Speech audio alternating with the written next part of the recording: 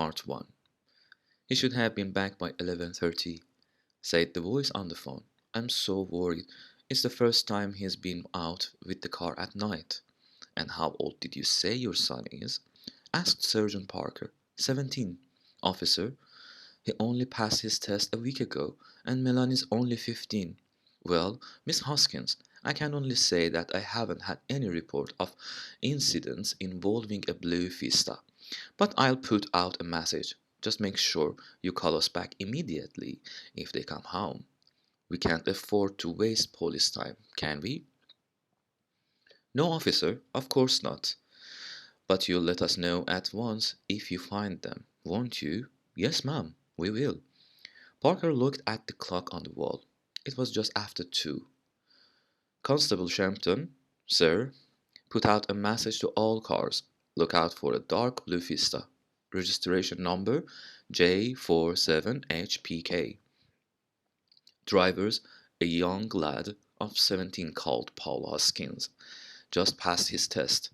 His mom expected him home before midnight. Hasn't shown up. Any idea where he is? Went out for the evening with his girlfriend. She's not home either. What's the problem then, Sarge? Asked Shampton. Probably old clubbing.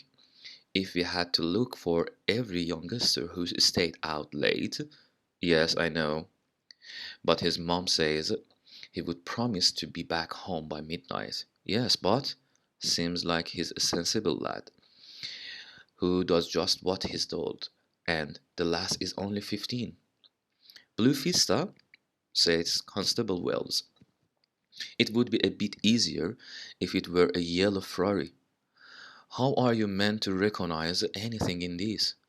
A heavy sea fog was rolling in off the channel, bringing visibility down to less than 30 yards. Constable Broadstock got back into the car. Well, there isn't anything going on around here. Place is deserted. At that moment, 2 lights surged out of the mist and drove past at high speed. Bloody idiot, said Wells. Shall we go after him? What? In this fog? What's the point? Let's just get on with the round. Broadstock started the engine, and the patrol car moved slowly forward into the blanket of dark white mist. Brad, that was an Fiesta, wasn't it? Asked Wells, all of a sudden. Where? The car that just went by. Might have been, I hardly saw it. What color was it? Don't ask me.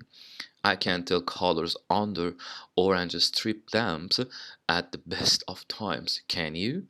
Let alone in this fog. Let's follow it. It could be anywhere by now, couldn't it? But Wells was already talking into the radio.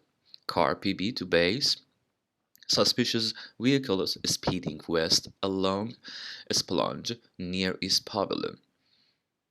Could be the missing Fiesta. We're following it, but slowly due to fog. Over. The mist was patchy.